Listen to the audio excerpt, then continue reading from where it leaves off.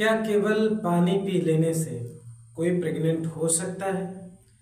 क्या इंद्र के पास कुछ चूसक यंत्र जैसा डेवलप टेक्नोलॉजी थी? क्या हमारे ऋषियों के पास ऐसी टेक्नोलॉजी थी जिससे हम मेल प्रेगनेंसी करा सकते थे, या ऑपरेशन के थ्रू मेल को प्रेग्नेंट के बाद उसके बच्चे पैदा करा सकते थे, या ये केवल काल्पनिक कथाएं थी? आज इसी पे बात करेंगे। अक्सर सोशल मीडिया पे देखा जाता है कि भागवत पुराण के 9वें खंड चैप्टर 6 के 26 से 31 श्लोक के एविडेंस लेके बताते हैं कि योनाश्व एक राजा थे इक्ष्वाक वंश के। उनकी सैकड़ों पत्नियां थी, मतलब 100 पत्नियां थी। उन पत्नियों को कुछ प्रॉब्लम था, जिसे आज साफ भाषा में अगर कहा जाए तो बाजपन जैसी प्रॉब्लम थी, बच्चे नहीं पैदा हो रहे थे। तो जाते हैं ऋषियों के पास। जैसा कि मैं बताया हूँ, ऋषि मतलब पहले के रिसर्चर। तो वहाँ वो यज्ञ करते हैं। कुछ लोग यज्ञ को यज्ञ प्रोनाउंस करते हैं, जिसका मतलब होता है यजन करने वाला, शक्ति उत्पन्न करने वाला, अस्त्र उत्पन्न, किसी भी चीज का उत्पन्न करने वाला है। आप आपके हिसाब समझ सकते हैं लेबोरेटरी, जहां हम रिसर्च करते हैं। अब वहां जाते हैं तो कहा जाता है कि आश्रम में रुकते हैं। एक रात वो क्या करते हैं कि सोए रहते हैं सभी लोग, ऋषि मुनि उठते हैं, उनको प्यास लगती है। तो वहीं यज्ञ के पास अभिमंत्रित जल रखा रहता है, जिसे हम रिसर्च वाटर कह सकते हैं। जैसा कि मैं बताया, मंत्र का मतलब कैजुअल चीजें होती हैं, फार्मूला, आइडिया, रिसर्च, सूत्र। तो फार्मूलेटेड वाटर था, तो उसको पी लेते हैं। तो कहते हैं उसके कारण वो प्रेग्नेंट हो जाते हैं, और फिर 9 महीने बाद उनको एक पुत्र पैदा होता है, दाहिनी तरफ पेट फाड़कर। अब आते हैं इसके डिटेल के बारे में जानते हैं। जैसा कि मैं बताया हूं कि हमारे पुराणों में हजारों श्लोक थे, जो काफी 1100-1200 श्लोक केवल बचे। ये श्लोक केवल लास्ट के नहीं गायब हुए, न शुरू गायब हुए।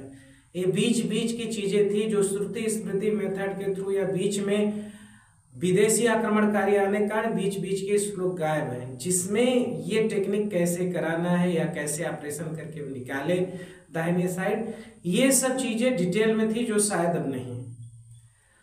अब मैं बात करता हूं कि जब वो फार्मूलेटेड वाटर बनाए, वो फार्मूलेटेड वाटर ये मतलब नहीं केवल मंत्र पढ़ के रख दिए थे। जैसा कि आज अगर मेल प्रेगनेंसी कराना हो तो मोस्टली 2 चीजों की जरूरत पड़ेगी। एक, उनके बॉडी से वैसे हार्मोन सीक्रेट हो। दूसरी चीज कि उनके पास गर्भाशय हो। तो जो औरतें बाज थी, उनके लिए वैसे कुछ आयुर्वेदिक प्लांट या फार्मूलेटेड वाटर डेवलप किए थे पहले के ऋषि, जिसे पीकर उनका हार्मोनल बैलेंस ठीक हो, फीमेल के जो हार्मोन्स हो सीक्रेट होना शुरू हो। तो जब वो एक दिन की बात नहीं थी, पानी काफी दूर था, तो राजा जब भी उठते थे पी लेते थे। तो देखते हैं कि इनकी रानियों के कंपेयर इनके पास या इनके बॉडी में हार्मोन का अच्छा खासा इफेक्ट है। ये अगर इसमें गर्भाशय ट्रांसप्लांट किया जाए तो ये प्रेग्नेंट हो सकते हैं। तो वो ट्रांसप्लांट करते हैं, इसके बाद वो प्रेग्नेंट होते हैं और काट के बाहर निकालते हैं दाहिने साइड से ऑपरेशन करके। इसके आगे वाली बात बताएं, यहाँ मैं एक चीज बताना चाहता हूँ। अब कुछ लोग कहेंगे यहाँ लिखा है कि जल पीने के कारण प्रेग्नेंट हुए। तो कारण कई चीजें होती हैं, जैसे किसी को आप डेली ताना मारते रहो, उसके कारण हो जाए सुसाइड कर ले, मर जाए। तो डांटने के कारण सुसाइड किया, लेकिन डांटने से नहीं मर गया। वही चीज उस वाटर के कारण वो प्रेग्नेंट हुए। क्यों? क्योंकि हार्मोनल चेंजेस वैसे आए, उनके अंदर गर्भाशय का ट्रांसप्लांट कराया जा सका। इसलिए कहते हैं कि जल पीने के कारण ये चीजें आई। और जैसा कि ट्रांसप्लांट करने के बाद पूरा टाइम 9 महीने के बाद जैसे प्रॉपर बच्चा पैदा होता है। अगर ये चीजें मनवाने की होती तो ये चीजें लिखने की तब क्या जरूरत थी कि दाहिने तरफ पेट को फाड़ कर बच्चा पैदा किया। तो डायरेक्ट अगर काल्पनिक या मनमानी करना था तो सीधा लिख देते बच्चा पैदा हो। तो इसमें प्रॉपर प्रोसेस दिखाया जाता है, जो साबित करता है कि ऐसा कुछ रहा होगा। इसके बाद कथा आती है कि अब वो तो मेल थे, और जो उनकी रानियां थी फीमेल, वो तो प्रेग्नेंट थी नहीं, तो बच्चे के लिए दूध की प्रॉब्लम होती है।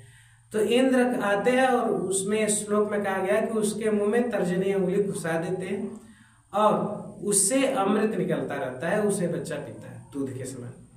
अब यहाँ 2 चीजें हैं। तर्जनी का कई मतलब होता है। एक, तर्जनी का मतलब ये भी होता है चूसक, जिसे आज हम बच्चों के लिए निप्पल का यूज करते हैं। और गाय के दूध को अमृत भी कहा जाता है। तो उस निप्पल को उसके मुंह में डालते हैं जिसमें गाय का दूध रहता है, उसके पीकर वो बड़ा होता है, जो बाद में चक्रवर्ती राजा बनता है। अक्सर हमारे दिमाग में होता क्या है, हमें कमियां ज्यादा पसंद आती हैं। जैसे अगर कोई आदमी हो, वो कोई चीज करके बिजनेस करके आगे बढ़ा हो, तो जो डेवलपिंग सोच के इंसान होते हैं, जैसे आज के साइंटिस्ट जो इस पे रिसर्च कर रहे हैं कि मेल प्रेगनेंसी कैसे कराया जाए या ट्रांसजेंडर की भी प्रेगनेंसी कैसे कराया जाए, उनके जब आप रिसर्च पेपर वगैरह देखेंगे तो उसमें मेंशन किया कि पहले की इथिकल जो चीजें उसमें ऐसे एविडेंस मिलते हैं, वो इसको सही मान के उस पर आगे करने की कोशिश कर रहे हैं, या जो भी है ट्राई कर रहे हैं। वैसे ही जो ब्रॉड माइंडेड होते हैं वो ये सीखते हैं कि अगर ये इतना पैसा कमा रहा है या किस तरीके से कमा रहा है, तो वो आइडिया सीखते हो कमाते हैं। लेकिन जो कर्महीन और घटिया सोच के लोग होते हैं वो क्या करते हैं, ये 2 नंबर का पैसा लूट घसूट के बना रहे हैं, खूब लूट रहे हैं, तो वो विकास नहीं कर पाते। वही सेम चीज यहाँ भी होती है। कुछ लोग ऐसे होते हैं जिनको केवल कमियां ही देखनी है, वो सही चीज को भी गलत ही देखेंगे, वो अपना भी विनाश करेंगे, समाज का भी विनाश करेंगे। वहीं देखिए आज के डॉक्टर जो इतने पढ़े लिखे रिसर्चर, वो इस प्रोस्पेक्टस को कैसे लेके यूज कर रहे हैं, मैं प्रेगनेंसी के लिए यूज कर रहे हैं। कुछ ही दिनों में ये चीजें पॉसिबल होने लगेगी तो मेल प्रेगनेंसी भी कराएंगे, तब इनकी बोलती बंद हो जाएगी, क्योंकि ये घटिया सोच वाले लोग हैं, इनका सोच वही घटिया ही गई। तो कहीं भी ऐसी चीजें आती हैं तो मैं बता हूं, किसी के कह देने से, किसी के लिख देने, किसी से पढ़ लेने से या किसी के बता देने से कोई चीजें सही नहीं होती है। आप एनालिसिस करिए वो चीजें आपके लाइफ या हमारी सोसाइटी में क्या कंट्रीब्यूट कर रही हैं। अगर उसका कंट्रीब्यूशन अच्छा है तो उस चीज के साथ हमें आगे बढ़ना चाहिए, उसका कंट्रीब्यूशन अच्छा नहीं तो उसे छोड़ देना चाहिए, चाहे कितना बड़ा महान आदमी का हो या महान बुक में लिखा। तो इसका अगर हमें ये कंट्रीब्यूशन देखना है कि मेल प्रेगनेंसी का एक आइडिया मिलता है यहाँ से, तो एक रिसर्च में एक नई दिशा मिल सकती है, ये इसका कंट्रीब्यूशन है। यहाँ ऑपरेशन का भी एविडेंस है, और इतने पहले की बात में ये भी एविडेंस है कि बच्चों को अगर माँ का दूध न मिल रहा हो तो वहाँ निप्पल्स, सिंथेटिक निप्पल्स या जिसे संस्कृत में चूसक कहते हैं, उसका प्रयोग करके आप गाय का दूध पिला सकते हैं, उससे उसका पालन हो सकता है। तो अगर आप ब्रॉड माइंडेड है तो इन श्लोकों का मतलब आपको एक रिसर्च आइडिया मिल रहा है, काफी अच्छी चीज। और घटिया सोच के हैं तो वही चीज पानी पीने से प्रेग्नेंट हो, उनको इसी में आनंद आता है। तो हमें देखना है हमारे जीवन के लिए क्या चीजें सही, हम क्या सीख रहे हैं। अगर आपको वही लगता है कि ये चीजें हैं तो उससे आप क्या सीख रहे हैं, किस हिसाब से मेंटेलिटी बना रहे हैं, खुद देख लीजिए। और अगर आप उसका सही प्रॉपर्टी ले रहे हैं, फिर देखिए कि आपके जीवन में, हमारे सोसाइटी में उसका क्या कंट्रीब्यूशन। उम्मीद करते हैं ऐसे टॉपिक जो भी मिलते रहे आप हमें शेयर करते रहिए, हम उसका सही अर्थ बताते रहेंगे, जिससे आपका जीवन, हमारे समाज का जीवन और देश की प्रगति होती रहे। जय श्री राम।